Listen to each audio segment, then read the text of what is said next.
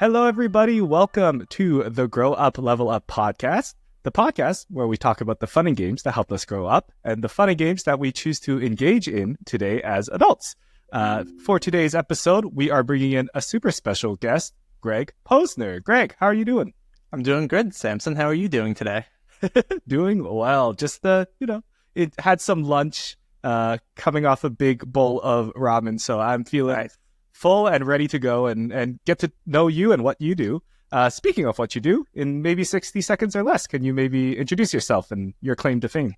Yeah, of course. So my name is Greg Posner. My day job, I guess, is sales engineer or solutions engineer for Keyword Studios and HelpShift. We're a big gaming BPO. We specifically work on the customer support side of things. So it's a lot about learning about how customer support in gaming works, what are the strategies that companies implement, and how do they go about doing it.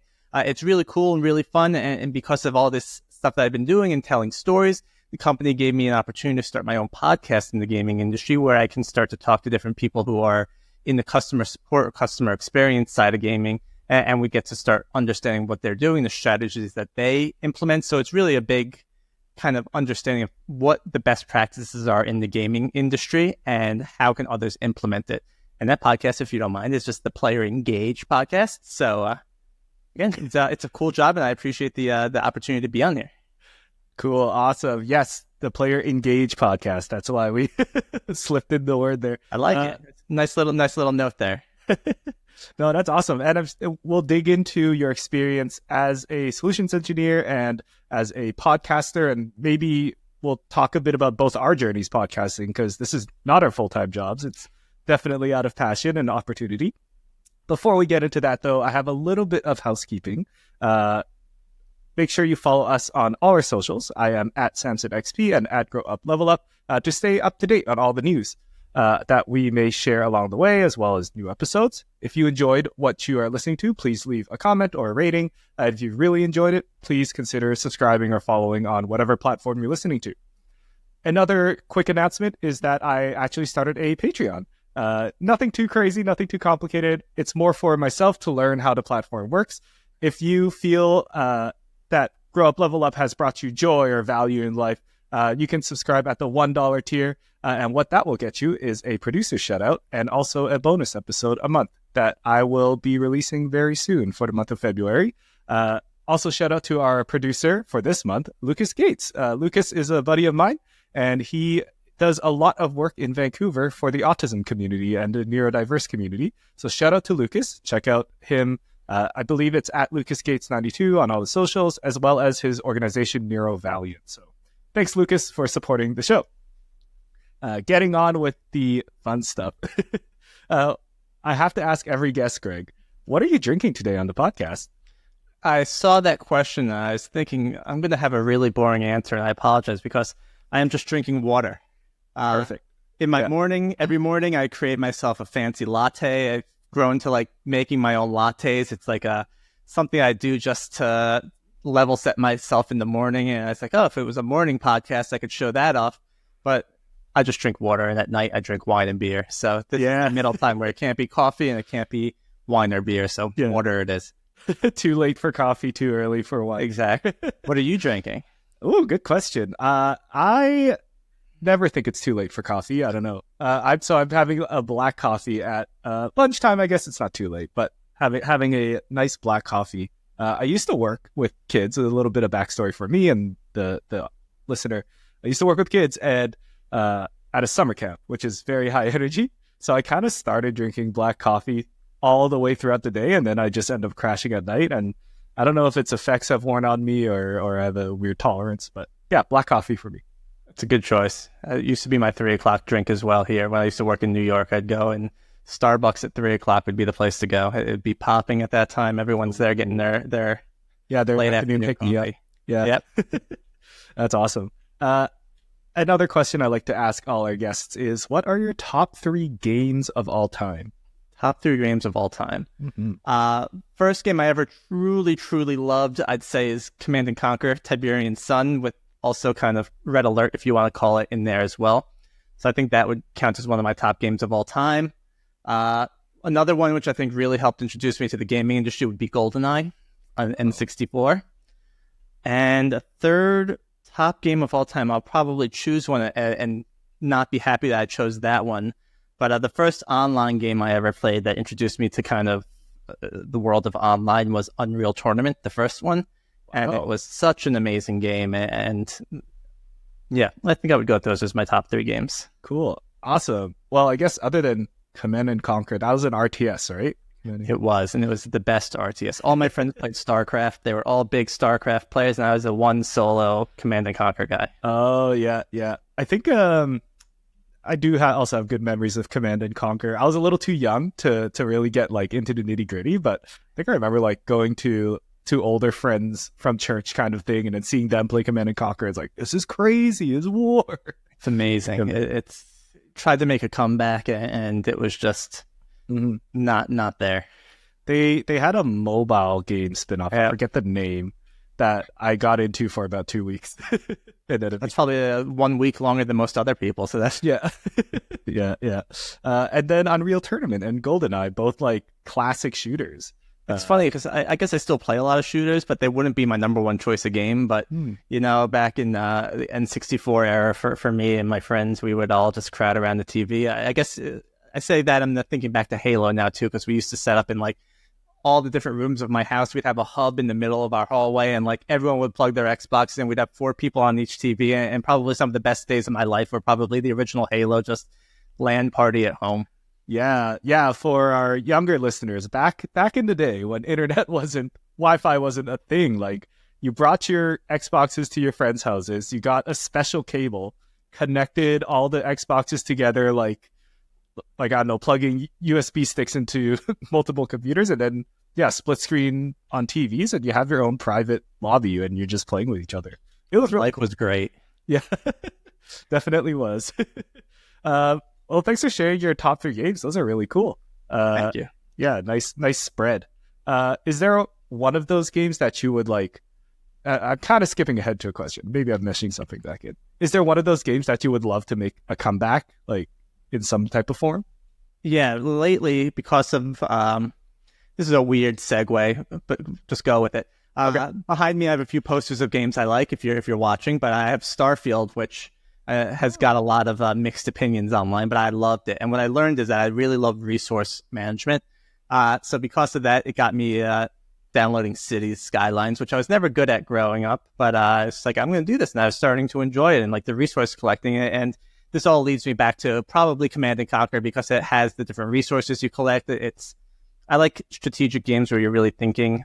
I love first-person shooters, but I'm not quick enough anymore these days. The twitchy fingers to keep up with kids. So yeah, something like a Command and Conquer where I can kind of go at my own pace is something I would love to come back. I often think about how can the real-time strategy genre make a comeback, because I feel like it's one that every few months or every few years a good game comes out, but it seems like it's been lacking for a while. Yeah, that's a really cool conversation to have, because RTSs is so ingrained in gaming, I feel like PC gaming especially, but it's never been the mainstream thing, unlike like shooters, like maybe a platformer like Mario. But tons of people have fond memories of it. Like Stormgate is supposed to come out eventually. Yeah. I know like a couple of my buddies still hop into StarCraft once in a while. So yeah, it's interesting. What is the secret sauce to make the next RTS like the big genre? It's a good question, because I was thinking of like tower defense games. I don't know if you're a mobile game player, but like Kingdom Rush. Yeah. I'm wondering if like tower defense games are the next level of RTS for mobile, because some of the stuff is hard with mobile, but some of the tower defense stuff is good. It's just it misses the exploration side of it, right? It's really just more of a protect this route. But I would love to see it make a comeback. Maybe in one of these next couple of years. Yeah. If you have a great RTS idea, maybe reach out to Greg and he can help. Yeah, right. That's awesome. Thanks for sharing your top 3 games. I would love to talk a little bit more about you and your job at HelpShift. Could you elaborate on what your specific role and responsibilities at HelpShift is? Yeah, so I'm a sales engineer, solutions engineer. So what that means is I am basically, I support my sales team. So backing up, what HelpShift is it's in-app support, and we provide a platform as well as agents and and bots if you want to use bots to implement into your game. So a lot of times if you go to the customer support side of things, you'll drop into a help center and you'll kind of have a personalized experience when you enter there to help support your users. And that's what we're helping sell. Sometimes we do provide the agents. Sometimes we don't provide the agents. We just provide the platform. So the idea of what a sales engineer is doing in these cases is my sales team will find leads or prospects that are interesting games, and I'll go and I'll do a demo. I'll talk about the technology and how we implement it. How can they scale? What tools can we connect to? So it's really, and something I've learned to love about myself. And if I look back at college, Greg, compared to now, Greg, I was very shy. I was very quiet. And now I'm doing a podcast. I'm here doing your podcast. And I like to tell stories about technology because I've always loved technology, and it always came back to me about technology. And it turns out when you're really knowledgeable about something and you really love about something, you do love to talk about it. So at HelpShift, I love to talk about customer support. Why is it important? My first job out of college was a customer support job, and I know it has its downs and it has its up, but it has a lot of downs. So like, how do you make that experience better for an agent? That's something I love about the tools at HelpShift is we can help provide that. And when I made the switch from post-sales to pre-sales, I told myself, I don't want to oversell the capabilities that we have because I know that kind of screws over the person that's going to be supporting it, because they're going to have to answer questions like, well, why isn't my tool do that? Well, we don't really do that. Like, so I love to be able to keep my sales team in line, in check, making sure what we're selling is stuff we can actually do, and making sure that we have happy customers. And because it's in gaming, it's something I love to talk about. I don't know if that answers the question, but I talked a lot. No, you definitely described your day to day. It's chatting with potential new clients, potential new partners on how your platform HelpShift can help them. And HelpShift, just to clarify, is like not the FAQ, but it's the customer support platform. Is there like a game or two that a listener might have seen this? So we are the FAQs as well. So some of our big titles we're in, and I just want to make sure I can say them. I'm sure we can because you can download the game. Pokemon Go is there. All Supercell games are on there. Call of Duty Mobile is on there. FIFA Mobile, I think, is on there, or whatever they call it now. FC. EAFC. EAFC. We work with most of the big AAA titles that are making mobile games, and we're also starting to work with a lot of AAA titles that are in console as well, because as an Xboxer, whenever I used to have help and I'd click help, it would pop open the Edge browser on the Xbox, and all of a sudden you're like, oh my God, what's happening here? So we are starting to work as well to console, but our bread and butter began as mobile specific. Cool. Wow, that's amazing. So it seems like you're in a lot of literally the biggest games, like Supercell, like Call of Duty. What's nice about in technology, bots often get a bad rap because people don't like working with bots. But at the same time, if you design a good bot, it's a better experience. So one of the things that we like to be able to do is, if you think of a game like Pokemon Go, how many people started playing Pokemon Go when it came out? You're not going to hire a ton of support agents to help support that, because support at the end of the day happens to be a money pit, right? It's a cost center. Mm-hmm. So how do you scale your team while still providing high customer service? And you got to learn about these little menial tasks that support agents don't like to do, like resetting passwords or connecting your accounts, right? So why don't you get the bots to do this easy stuff, and then your agents can focus on the more pertinent issues that the games are facing.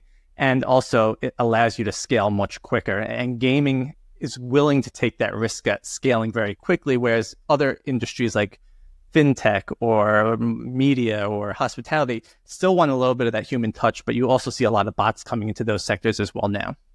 Oh, that's super interesting. I didn't consider that gaming is a sector that would want to expand fast, and that makes sense. Like, you make a game, you want people to play it, but more people playing might bring up more issues, and not enough manpower to tackle those issues means you make this bot or this this platform to help do those menial stuff like reset passwords, change a username. Is processing refunds also part of that? Because that seems pretty So our tool has the ability to connect to other tools via the API. So what we do often is we'll take a look at you, and so you say, all right, Samson has an issue with his game. He wants a refund. What we can do is we can even make a check, like how much has he spent in app before? Has he requested a refund before? Has he tried to do this before? And if it says Samson's requested a refund on the past 5 times he purchased something, we might just automatically be like, sorry, you've reached your limit. So because of APIs and all the tools these days are basically talk well to each other, you have the ability to make these external checks to see. That's cool. Wow. So it sounds like it's a very mature kind of tool for game developers. Mature is an interesting choice of word. Yeah. It's very capable. Okay. There's just a lot of tools in gaming right now, and I think there's a lot of shifts between what backends people are using. You saw Unity is one of the biggest backends for gaming. They made some bad pricing comments at the end of last year, which now other engines, right? So it's understanding where the crowd wants to go and providing those best practices, which I think is important because you're kind of, again, you have to move quick when you're scaling a gaming company or else your game's going to die very quickly. I mean, I always call out this company and I feel bad, but if you played Payday 3, I was very excited to play Payday 3. And when the game launched, it was just broken. And there was no way to open a customer support ticket. And, after a couple days, just like, forget it, man. There's a lot of games on the market these days. And I was really excited about that one, but I'm not going to keep trying to play a broken game. So at that point, it's what's the next looter shooter that comes out, because there are options. It's the one thing as players that we have today that we had in the past is options. If I don't like one match 3 game, I download the next match 3 game. That's so true. Yeah, it's tricky because you want to make a good first impression, but if you don't even try, then it's definitely a tough industry in that sense for sure. Going back to HelpShift and your role there, you talked a little bit about college, Greg, not being this podcast outgoing, but I want to go even further before that. How did you get involved in this type of work? Did you always think about working in video games or adjacent to video games? Growing up, sounding like you played a lot. Yeah, I always played video games. When I was young, I was playing the NES. And when I remember my first job I wanted out of college, and this was probably when I was like 5 years old, so was to work at a store called Easy Video. It was like Blockbuster before Blockbuster came around. I was like, I just want to work at the video rental store. They had these cool little cases so you couldn't steal the games. I was like, oh, look, I want to be the person that takes the game out of that case. And then I learned that that's not what making video games is. So then, I always wanted to be in gaming, and I went to school, college, and I took a C++ course because you had to take that to do anything. And in high school, I was really bad at foreign languages. So Spanish, French, I was just terrible at them. I'm a numbers guy, and when it comes to language or stuff like that, I am not good. So when I learned that C++ is just learning another language, I was just like, this isn't going to work out for me.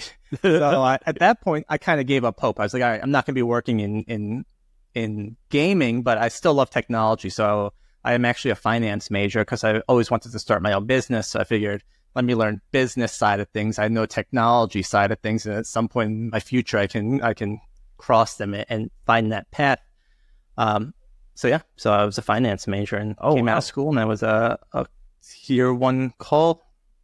Wow. So it was never games like you never expected to work in a studio, but you kind of through other skills and your talents, you ended up with HelpShift. It was like this. It's funny. It was like this. Am I allowed to curse on the podcast? I don't know. Sure. Yeah. I was like this. Oh shit! Moment. Like, I was post. So for the longest time, I was post sales, meaning I was customer support or account manager. And I was at my one company before HelpShift called Smarsh for over 8 years. And I knew more about the product than most people. They said, why don't you try this sales engineering thing? It was new at the time. I didn't know what it was. And they're like, it's almost the same thing, but you're supporting them before they're a customer. And then I got to start selling the product in a way. And I was like, oh, this is cool. So then I went to HelpShift. And HelpShift wasn't gaming focused. It was very big in gaming, but it was more support for any mobile app. And then we got acquired by Keyword Studios, which most people probably don't know what Keyword Studios is. But Keyword Studio is a gaming BPO, meaning that they do everything in gaming, from making games to supporting games. And there are 15,000 people, and they own 25 different gaming studios that are creating games. So then I looked down, I was like, oh my God, like I am in a gaming company now. And it's just so cool because we just had our company all hands the other day, and the gaming awards, I think out of the 15 winners or 18 winners, we worked on 11 of them. So it's like, wow, we are really a gaming company. And it's just like I need exposure to that side of the business now and getting more in that. No, that's cool. Yeah, I think it was the DICE Awards that happened last week, and it's cool that like maybe your name is not out there, but you've played a huge part into making those games successful on the support side and making sure players are taken care of, I guess. Yeah. More or less. Yeah, that's awesome. And some good exposure into the different tools that are coming up in the industry, right? Like, again, you mentioned earlier purchases, right? But then you look at purchases and say, well, a company needs to have a wallet. What type of wallet do they use? Is it a company called Exola? Is it a company named Coda? And it's these back-end things, which as a player, don't even start to learn because you're not going to care about it. It doesn't matter. But like, there's a lot of things that connect everything in the back end, and it's how to make everything talk properly, make agents' life easier. Wow. Okay. Wow. A lot of words. I'm sorry. No. It's a lot of learning, which I really enjoy and appreciate. But it does sound deeper than just, I make a bot to help you get your refund on your in-app purchase that didn't go through, or Yeah. I helped you answer like an FAQ or something. Like there are a lot of things to consider when you do a player support kind of role or a customer support kind of role in games, which should be fun. And I guess the end goal is to get them back into the fun part of the game, which is the whatever, Spider-Man shooting webs. That's it. It's all about the experience at the end of the day, right? And that's why kind of on my podcast, that's why I want to talk about the player experience. People don't often think about support as being the player experience, but it is. I mean, if I'm having a trouble with the game, I want to still feel like I'm playing the game. Like I always talked about like World of Warcraft, and I was never a big player of it, but like imagine going to the support and they know who your character is and they're referring to you as your character and all this stuff. Like, all right, that's a cool feeling. Like that's what they should be doing. Like not just pop me out to a web page and say, hey, here's our FAQs. Like make me feel like I'm still in the game. And at the end of the day, I get it's just customer support, but it is a major part of the game. Yeah, games are a little bit of escapism. So I like how you brought up your podcast. Why don't we talk about that a little bit? So you are the host and producer, creator, wearer of all hats of the Player Engage podcast. Maybe just a refresher for folks listening. Can you maybe give a 60-second pitch of what that podcast is? Yeah, so the Player Engage podcast is a podcast that is part of Keywords and HelpShift, where they basically give me the keys to go talk to anyone. Anyone in the business, whether it be another studio, whether it be an internal studio or a product or prospect, about the player experience and how they're building around it. So it originally started me talking to different customer support agents or player experience agents to talk about how they take into account players from different regions, why they're doing it, what's important about it. Question similar to you that I always like to ask is, what did you want to be when you're growing up as well? Because most people don't expect to be the head of customer service of a video game, right? So like, what did you want to be when you grew up?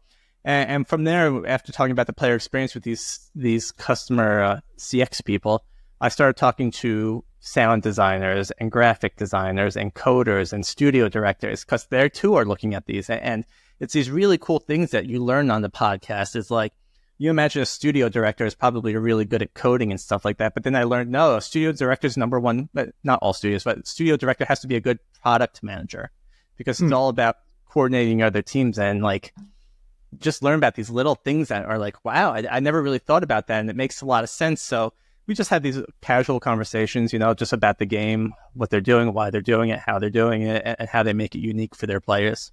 Totally. So it's a podcast to maybe like dive into the nitty gritty of what it means to work in games. Like people say work in games, they assume you do coding, but your podcast kind of highlights the journey through it, any like life-changing revelations that come up along the way. Yeah. It's a eye opener, because again, when I went to school, there was no YouTube yet, right? So I thought I had to know C++ to get into gaming. My idea is I wanted to open people's eyes, saying, you know what, this person wanted to be a teacher, and now they're a global engagement person. And you know what, the truth is, a global engagement person is about teaching other people around the world how to use the game. It's not that far off from teacher. So there's a lot of parallels that can kind of connect this stuff, and it's fun to kind of find that stuff out. Totally. I love that. That is really cool. And if you want to check out the episodes, where can people do that? Yeah, playerengage.com, as well as all the normal podcast listening sites. So Spotify, Apple, Perfect. And we'll link it below in the description and in the links and whatnot. And I will say, sorry to cut you off there. You have a lot of help with the podcast. I do a lot of the kind of editing and stuff, but my marketing team, Brandon, Christine, Alicia, are super helpful at finding guests, making sure I'm staying in my lane, for lack of better words, and just helping me out there. So it is a team effort, which I really appreciate. And it's kind of fun to see the impact we can make at this big company with a small little podcast. Awesome. Shout out to them. Speaking of content creation, and maybe you can share about your experience working out as a team. Like, how did you get involved in making a podcast? You originally said that you were a quieter person, not really a speaker, but how did you go from that to now, running a podcast every week? It seems like you have a new guest on. It is every week, and it is a lot of work. And it's funny, I went to college and I joined a fraternity, which I never thought I would, but it helped me learn how to just open up and start talking to people. And I just got more comfortable. I'd still be nervous. I remember I had to do like a speech in front of like 100 people. And I remember literally standing there like shaking, like I couldn't even read my note cards because I was shaking so much. Oh, wow. And then you just kind of like, I don't even know how you even put it. You just become a little more confident. Like you start to learn if you speak confidently. I mean, look at our leadership of the country, right? You speak confidently, people are going to follow and trust you, and obviously don't spread evil, right? But like, it was a topic at HelpShift when I became sales engineer, even at my other companies, right? I was confident about the product. I knew what I was going to say. And if I didn't know, the one thing people need to understand is just say, I don't know. I'll figure it out. Like no one's going to get offended that you don't know the answer to something. And as long as you're being honest and you're being like having a conversation with the people, you start to see people start to trust you. And as I was talking to people, I became more confident in what I was saying. And I never tried to overstep what I was saying. I always wanted to stay in line here. But you learn that the way you present yourself, the way you talk to people, the way you act is the way that you're going to be treated the same in that same type of respect. So when I'm speaking to a studio director of a large AAA studio, obviously this guy's got a lot of power. He's an awesome job, right? But I know what he's talking about. He knows what I'm talking about. And it just becomes easier. And it's obviously not going to get someone that's an introvert to go out there and start talking to everyone. But, the one thing I've really learned the most is that people like talking about themselves. So the beauty of being a podcast host is you could kind of throw a question out there. Then you just kind of sit back there and you listen, right? And then I think the most important part of being a host is like the listening aspect of it, right? Because then you're going to think of a new question based off of what the guest is saying. And I don't know. I there's no answer to it, but there was just one day where it's just like, all right, I love talking about this, especially video games or technology. I could talk about it all day, and I love to. And finding other people like yourself, who you and I can jump on a call weekly and just shoot the shit again, right? About anything technology, anything gaming. Like that's a lot of fun to me, and being able to record it and share it with people, as long as educational stuff comes out of it, right? I think it's powerful. Yeah, I love that. That was great answer, great nuggets of wisdom there. I think that I also agree that if public speaking or speaking to others is something that makes you nervous, like keep doing it. You never know, like when that clicks. Getting others to talk about themselves is another great strategy. Speaking back to being a podcast host, I actually find it less nervous as the host when you can kind of guide the conversation and just kind of reciprocate what's coming at you, than being the guest. I've been a guest a couple of times, and it's like kind of nervous, like you don't know what's coming sometimes. Yeah, it's funny because this week or this next week, right? Well, I have an episode coming out where I was speaking with our head of gaming AI. I was like, that's cool. A cool title, first of all, like head of gaming AI. But I also like don't know much about it. So as a host, is again, right? It's just kind of like, I'm going to set the bar at a high level. Like I just need to understand the high level of what's going on here. But like, I do get a little nervous talking to him because as much as I know about AI and messing around with all the tools that are out there, right? Like when you start talking about deep learning versus Gen AI versus these other things that is LLMs and Hugging Face, I'm like, well, I sit here thinking like, how do I sound at least a little bit intelligent about this? And like, luckily it all works out, right? Like, and sometimes you edit something out that doesn't sound as good as you want, but like for myself, right? What I don't even know if I would listen to my podcast. I would recommend everyone listen to it, but like I want to make sure that the listener actually listens. And one of the funniest things that happened to me with one of my episodes was, and it was only my sister, but my sister is a little older than me. She has some kids, and I did an interview with a guy named Tim Cook, not the one from Apple, but he worked for a company called Active Fences, which is in-game moderation, meaning like if you're on Call of Duty calling someone terrible names or typing terrible things, they intercept that and they ban you and stuff like that. And my sister listens to the podcast, who knows nothing about technology, and she has kids. She's like, the fact that I know this technology exists now makes it a little more comforting to me. And I thought that was a really cool thing to hear. Like, I'm excited that someone can listen to that and learn that, hey, I didn't even know this technology existed. And now just knowing it is kind of like a breath of fresh air. And it's like, that's a nice thing to hear. That's awesome. That is a nice revelation to see, I guess, like the value you're bringing to other folks as well. I let's hope so. Yeah. I'm sure you do. Like in the podcasts or the episodes that I've caught of Player Engage, I always learn something new.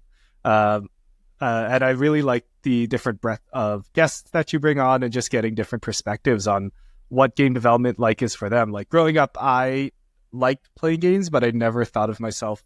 I'm not good with numbers or coding, so I never thought of myself as a game developer, but I still like learning, I guess, the experience side of what it's like to build a product for so long, and then the relationship it builds with other people and other players. So I think the Player Engage podcast is really cool for that, plus all the different tools and opportunities out there. Thank you. So what are some of the coolest experiences that doing this podcast has brought you? There's a lot. I think one of the ones, I'm going to think of a way to say this out loud, but I spoke with a gentleman from a company called Social Point, as well as Hothead Games, which I think maybe you know, Tim Venison. And they kind of taught me about this concept of the 3 pillars. And Tim specifically mentioned before they make a game, they'll sit in a room and they'll talk about what are the 3 things we want people to remember about this game. And he was talking about this game about the Incredible Hulk, where he's like, pillar 1 was Hulk can destroy anything. Like, that's the rule of the game. Like, if you're going to build the Hulk and you're going to put him somewhere, anything in that level can be destroyed by Hulk. And this whole concept of like, all right, here's our standards we're going to be setting ourselves to, and we're going to hold ourselves accountable to. This really cool thing where it's just kind of like, oh, all right. So like, I don't know. I just found it as like this flag in the ground. Like, this is our game. This is what people are going to sign up, and this is the rules that you need to follow. And I found it interesting. And now in a lot of things I work on, even the podcast, like I create these pillars in my mind. Like, all right, I want to make sure that I get X amount of podcasts out, X amount of whatever, X amount of listeners. And I build towards those pillars. And I found that is interesting. Another one with a gentleman by the name of Jamie Smith, who taught me about something called the 3 C's in game design. And I'm not a game designer, and I will never be a game designer because I am not creative nor anything like that. But 3 C's stand for camera, control, and character. And when you design a game, you keep that in mind. And it makes me think, like, again, back to the N64. But first time ever playing Mario 64 was a mind-boggling thing to me. Like, you zoom into Mario, and it kind of shows, and it hit all 3 of those: your character, your camera, the control, and just like. Every game, I think the guy that created Doom is the one that patented the 3 C's, and they kind of built off that. I found that as fascinating, and just the different strategies that our support teams that we talk to implement, how they scale it. I mean, think of companies like Niantic. How do you scale for that many people of customer support at Pokemon Go? Like, it's just fascinating learnings to hear about how you approach that stuff. Yeah. A couple cool takeaways there. I love the 3 C's thing. I think I heard that before from someone else or somewhere online, but I never looked into what it was. So that is true. Like in a game, it's different than a TV or stuff because there's a character that the person is controlling. There's a camera, and it has to feel good. The controls have to matter. That's really cool. I really like the pillars as well. I believe Overwatch had something similar where it's like the 4 pillars, and one of them was like it had to be fun. So that is also a pretty important pillar. And sorry, you were saying something? Well, I'm just trying to think back. Like, how do you go back and if you want to cut this out, it's fine. But how do you go back and retrospectively like capture all that information that you learned from multiple episodes, right? Like, yeah. How do you go about doing that? Like, I'm trying to figure it out. Like, I have tools that I can go back and do it, but I just feel like it's so on the spot. Like, I don't know. I find it fascinating that you can intake all this information, but I don't know how to re-output it in a way that... It's true. And like, in our short time together in these episodes, it's just an hour, but there's so much information that comes through. Plus, you're running the production. Plus, you're trying to be a good host and an interviewer.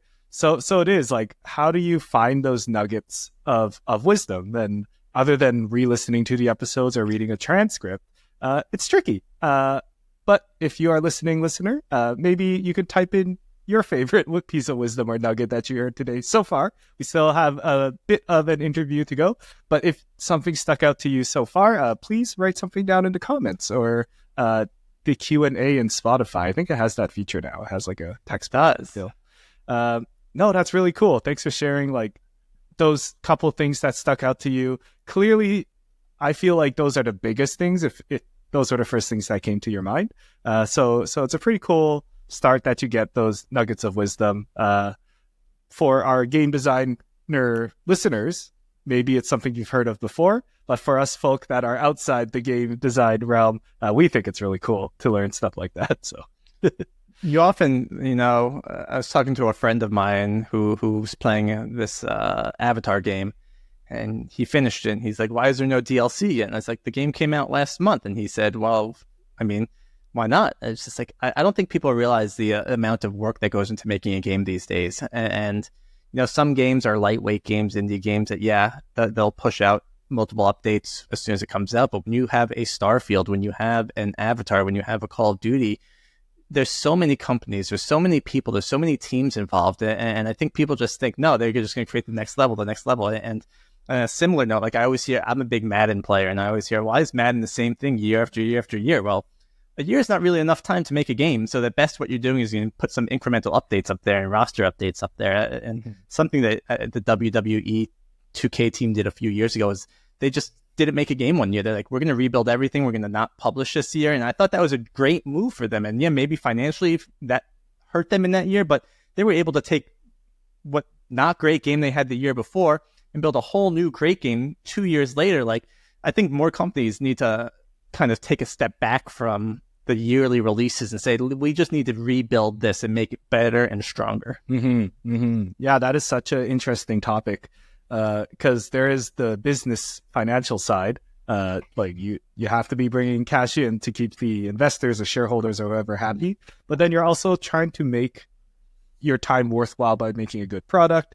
A better product means that more folks are happy, and there's also the chance that word of mouth spreads and goodwill is earned that way, which is not something that can be bought necessarily.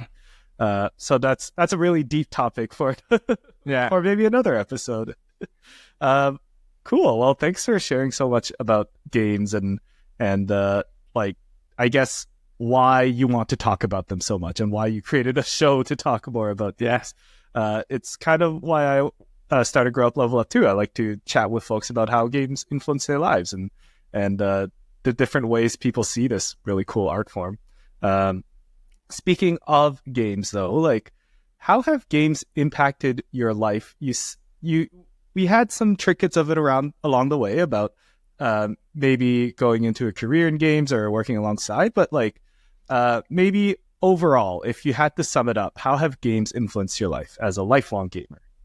It's a loaded question. Yeah. I think a lot of my best friends, my friendships revolved around gaming, right? Not that we need gaming to be friends, but we, since college, since whatever, right? We've split up and moved across the country, but every night we'll log on to Xbox and we'll play some Xbox together and we stay in touch. And I think even growing up when there was kids in the neighborhood, right? We'd all go to my house or someone else's house. And like we said, we had like just a bunch of people playing games together. I think, it's funny. I was thinking like when you're a kid and you're not old enough to go to the bar or go out and do stuff, what do kids do? And they play video games in my mind, right? Or they go outside and they play sports or they do something. And I was a video game guy with I feel like it's kind of a dorkier thing when you were younger, and now it's more mainstream. And I feel like it just kind of shaped who I was as a person, whether good or bad, right? And I understand there are negative sides of that. You shouldn't just be a gamer. You should be doing other things as well. And what shaped it mostly, I mean, now is I have a 5-year-old son who's starting to play games. And I love being able to see him go play games, but I can also see the negative sides of it. Like he gets angry when the game doesn't do what he wants it to do. And he's got to learn to kind of control these emotions. But it's a fun learning vehicle because these games that come out, like these Lego games and these Paw Patrol and Bluey games where we can play together, and it's a lot of fun to be able to play this stuff with him. And like, I just love these experiences. But it's the same thing. It's like, I imagine little Greg, like my mom yelling at me to stop playing so many video games. I look at him like, dude, you got to get away from the screen, man. Like, you got to go outside. We'll play baseball. We'll play hockey. We'll go do something else. But it's learning to how do you properly control how many hours I have of screen time versus non-screen time. Mm-hmm. Oh, I love that conversation. Like growing up similarly, right? Like I could play MapleStory for hours, but I know, like, if I would look back at Little Samson, I'd be like, dude, just go for a walk, please. Like, Yeah. you can't be sitting here. And I talked about this on a different podcast, on the 30 Show podcast with G and David, where they talk about going through life in their 30s, and I was invited on to talk about play. And but one thing that your story brought up for me was like, games could be a way to practice those big emotions, or practice those life skills of taking a break and finding balance. Doesn't have to necessarily be video games. I feel like any hobby can slot to there, but without these type of recreational activities, there might not be a chance to practice like emotional regulation, for example, which is pretty important as an adult. I like that term, emotional regulation. I think that's what needs to be done. Is it can't just be this. I mean, some of the best days of my life were like going out and playing games at night with my friend, not games inside, like outside, like Manhunt or something like that, right? Like back in the day before I feel like kids don't go outside anymore. But like, you had these whole neighborhood things going on that they were blessed. Yeah. And now you see kids, and I think, mobile devices, I think, are a part of the reason to blame for this. Like kids don't have those same, and maybe I'm wrong because I'm just old now. Like, I feel like kids don't have those same motives to go outside and do stuff. They're going to go do Snapchat. They're going to go do TikTok, different places. And like I hear my niece going through middle school with social media, and like, that does not sound fun. I do not want my kids to go to middle school and get a cell phone, because it seems like it's going to be a nightmare. Mm-hmm, mm-hmm. Yeah, definitely something to watch out for is the amount of screen time kids have, and we're bringing it back to the screen time thing. Like yeah, mobile phones are so like a huge part of our society now that it's interesting to see how it influences kids' development. And I really treasure the non-screen time nowadays, but it's probably because we work in front of screens all day. But for the kids growing up, like, these screens are pretty much their whole lives. So how can we teach them about the not screen part of life, which is arguably the bigger part of life? So we think, right? And don't get me wrong, I agree with you, right? But now we communicate with our parents on screens. We communicate with everyone on screens, right? Like I go back years ago, right? When email first started, right? And people were sending regular mail, whatever. Then all of a sudden, cell phones come out and people are leaving voicemails, and that's like, no one wants to call anyone anymore. They just leave me a voicemail, send me an email, right? And then all of a sudden, I don't know how you feel, I hate my voicemail. If anyone ever leaves me a voicemail, I don't want to listen to it. Like, just send me a text message. Yeah. Now, kids these days, I don't even think they're sending text messages. They're sending snaps or sending TikTok videos, right? Like, the way that we communicated with each other over the years have changed with how the kids are communicating with each other this year. And we can say less screen time, less screen time, less screen time, which, again, I will preach. I am for that. But kids' lives these days are different than when we were kids, right? That's true. Everyone has a cell phone. If you don't have a cell phone and you're at a certain school and everyone's like, oh, you don't have a phone, like, you're going to get bullied, unfortunately, right? And that video's, it's a whole nother topic. Yeah.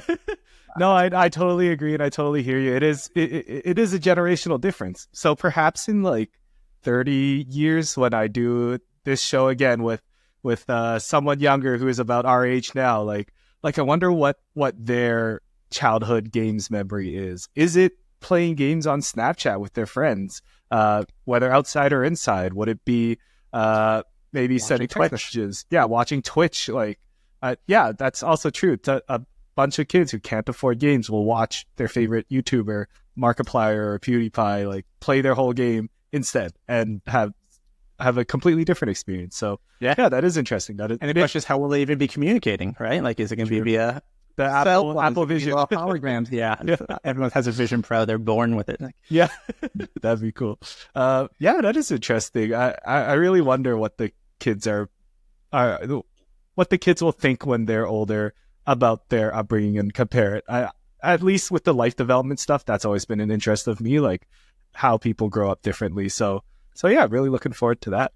One thing I've noticed over time is that it seems like time's a circle, right? Certain things become less popular and then they start coming back. People always joke about like bell-bottom jeans, right? They come back. But like in gaming right now, one of the big focuses for a lot of these companies we're dealing with right now are VIP support. Like, how do we provide top-notch support for our top players? And they're like, let's call them on the phone. Let's enable phone support for them. And sitting here like, I get it, but we worked for a long time to kill phone support. Now all of a sudden we're going back to it. And like, if I had a crystal ball, which I don't, right? But like, I have a feeling these next generations are actually going to start to disassociate more from technology. They're going to see how everything was online and how it did not work out well. Like no one's private anymore. There's nothing that you can hide from people. Everything's out there. And I think there's going to be this rebellion against it. And this is just a guess where there'll be less users providing this information online and people hanging on more to their privacy. Mm-hmm. Oh yeah, I think that's a very educated and well guess. Like everything does come in a circle. I know a lot of families and folks now who like hide their kids' identities online. They don't even some don't even mention they had a kid until years later. And I totally agree with the digital and analog kind of thing. Like sorry, my bad. Yeah. Epic Games. The light went off. Sorry, I was saying, like I recently got to vinyl collecting with my fiance, and we're like, oh, nice. we love the fact we don't have that internet connection to listen to like Michael Jackson or Taylor Swift. Like, it's a nice alternative and kind of it's an experience too, man. Like putting a vinyl on, you can't switch between artists, you can't switch between songs. You throw the vinyl on there, you hear the little screechy sound that vinyls make, and they're like, all right, this is an experience, man. Go grab your beer, your wine, or whatever you're drinking, and like just enjoy it. Yeah, totally. Yeah, I love that. So yeah, maybe the next generation will find some pleasure, some revelation in that, and appreciate it. It all works out in the end. It all works out. If not, hopefully it's at a point where I'm gone. Yeah, exactly. Or you wear your Apple Vision Pro and you don't need to. Yeah, right. So it's gonna become Up, right? Not Up. Wally. Wally, yeah. You know, the goggles, the chair, and just kind of drive around. I like that. That's our ideal feature. Right. I have one more question to ask you before closing questions. What game or games, if it's multiple, do you think had like the biggest influence on your life development? And this could be like your career, who you are as a person, maybe your hobbies or relationships. Is there a game or games that you can point to? Not really. My answer, which is, you call it a cop-out if you want, or some of like, well, I'm going to change my answer here. The first one I'm going to say is just Words with Friends or any sort of Scrabble game online. I think you know, I've been playing these games with my wife and my sister for years now, and it's just one of these things. It's like it's a word game. I always enjoy games that make you think, make you use your mind, make you enjoy it like that. So I'd say those types of games. And this next one goes back to the question of what are your top games, because I remember seeding the question now. You said it doesn't have to be a video game, but probably the best gaming experience I ever had in my life is Pandemic. Oh, the board game. Season 1 or day 1, I don't know which one it was. It was basically a campaign-based board game where like you rip up pieces as you go. It is by far the most amazing experience. My wife and I played right before my son was born, so we literally sat in our dining room for like days, like just playing this game because it was so enthralling. And I loved, like, that brought me back into board games. And some of the board games that come out these days are just phenomenal. Like, we would play these board games, and unfortunately some of them are so complex, you had to watch like 3 YouTube videos on how to play it. But Pandemic, I think it was season 1 or day 1, whatever, was one of the best experiences. I think my wife and I played that game together, and it'll be a core memory. That's awesome. No, I love that. Those simple word games that you check in once in a while, like Wordle as well. Yeah. That was definitely super fun, and we have a group chat going where we just share Wordle answers all. Y'all cheating? well, sorry, not the answers. We share results. How many guesses it took? Yeah. So it gets it in 2. We like give them a flame emoji, and that's always there. You go. And Pandemic. When you said that, there was a pause, and then everyone like, wait, like COVID? I just like, when I first read the question, I was just like, Pandemic. Pandemic is the game that like awesome. Yeah. open to everything. And like, I feel like board games for the longest time, and maybe another one that actually shaped how I was the game of Risk. Like, I just love Risk. I love the strategy behind it. It goes back to the strategy type of games I want to play, right? Like, Totally, yeah. it's those games, board games. If you haven't played a board game in years, there's so many great board games out there right now. Party games, anything you want. There's just so much cool stuff in there. Awesome. Yeah, Pandemic is something I've always wanted to try, especially the one where you rip up the cards. It's such a unique experience because you come back, like, every session is a different session because something has permanently changed in the game. Yeah. Awesome. Real quick, what are your top 3 board games then, if I may put you on the spot there? Yeah. A game called Viticulture, which is like a wine making game. It's not really wine making, but it's wine making. Pandemic. And I probably would say Risk, just because it's like a classic for me. But Scrabble would also somewhere be on there. Awesome. Yeah, I think Risk is one of those like old board games that does kind of hold up. Like Monopoly, not so much. But hey, Monopoly Go, it's crushing it in the mobile world right now. Oh, really? I've seen ads for that. Is it worth a try? Making so much money. I don't play it. I don't know, but they are by far making tons of money. Okay. maybe I'll give it a check out after this. Yeah. I have 2 last closing questions for you as we come up to the end of the episode. The first one is about this scenario where Grow Up Level Up becomes one of the biggest podcasts in the world, and I become a big games publisher, and I want to start publishing games for all my guests, including you.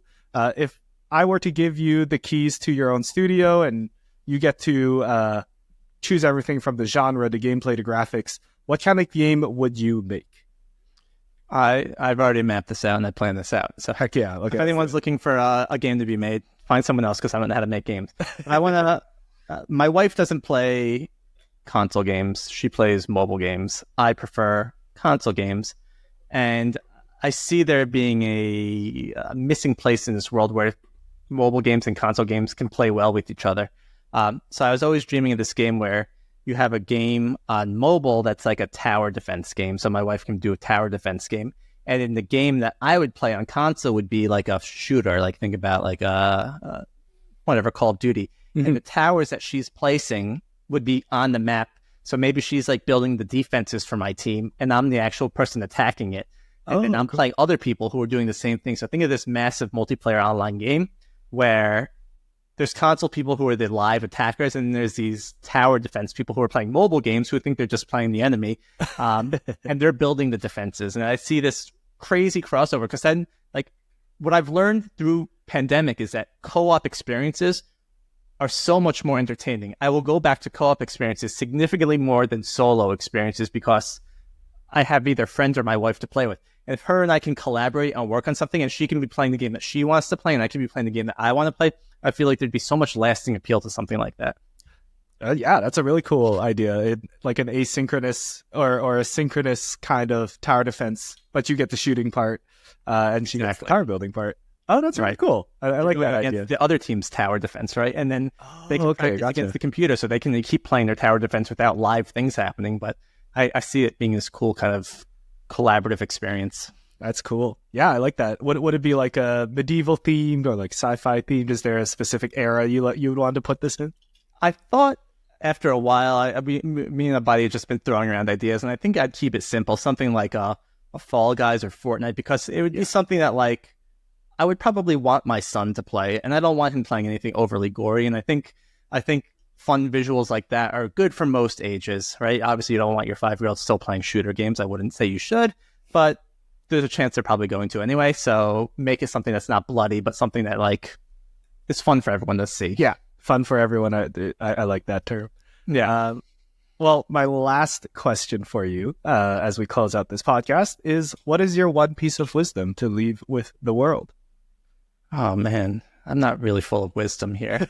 You dropped a lot already so far. So if you want to pull something again, or I think it goes back to something you actually said a little earlier, where, it goes back to the public speaking. If you're nervous about it, just keep doing it. There's something about being uncomfortable in a spot that eventually, once you become comfortable with it, it becomes second nature. And I think it's important to challenge yourself and continue growing. we talk about this a lot actually in the podcast now that I think about it, is the fact that, AI tools are coming out and people are afraid that it's going to take their job. But the truth is, honestly, it will probably take some people's jobs. There's no hiding that aspect of it. But there's also the idea that you can use these tools to empower yourself and become better and become just more creative what you're doing. And it's one of these things that maybe if you're not comfortable with technology, just take a chance. Start using ChatGPT, start using Midjourney, start using any of these tools just to see how they work. You don't need to ever use it again in your life, but at least be aware of what's happening in the world and staying on top of that technology and take that chance. Like, it's about chance taking and becoming comfortable in new opportunities that you need to do. And I don't know if that's wisdom, but it's what I got. I agree with that. Don't be afraid to try something new. Don't be afraid of change. I guess we could also lump into that. With the AI stuff, it's the easy topical example, but just try it out. It's free. You're not going to lose anything, but at least you're now more educated as a person because of it. Yeah, it's one of these embrace change, don't run from it. I think is what's important, right? Like we talked about once. It was when the car was introduced, people were still using the horse and buggy, and they said we don't want to use the car. We have the horse and buggy. The truth is, once the technology is introduced into the mass market, you can't turn around.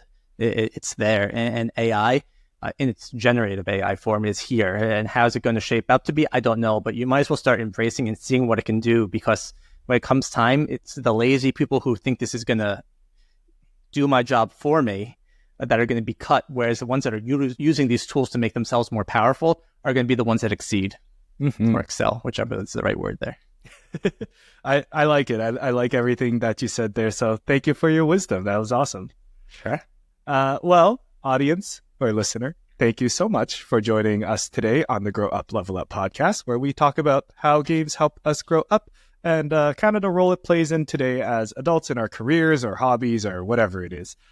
If you liked what you heard, please consider leaving a comment below. And if you really liked what you heard, please consider subscribing or following for more episodes. We release these episodes once in a while. I've tried to keep a scheduled schedule, but this is a passion project and it does take me some time to get these out.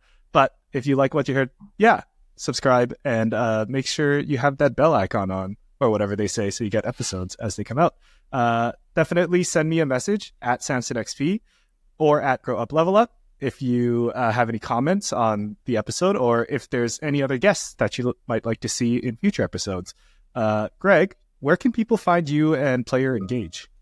Yeah, so Player Engage at playerengage.com. You can find me on LinkedIn, just Greg Posner.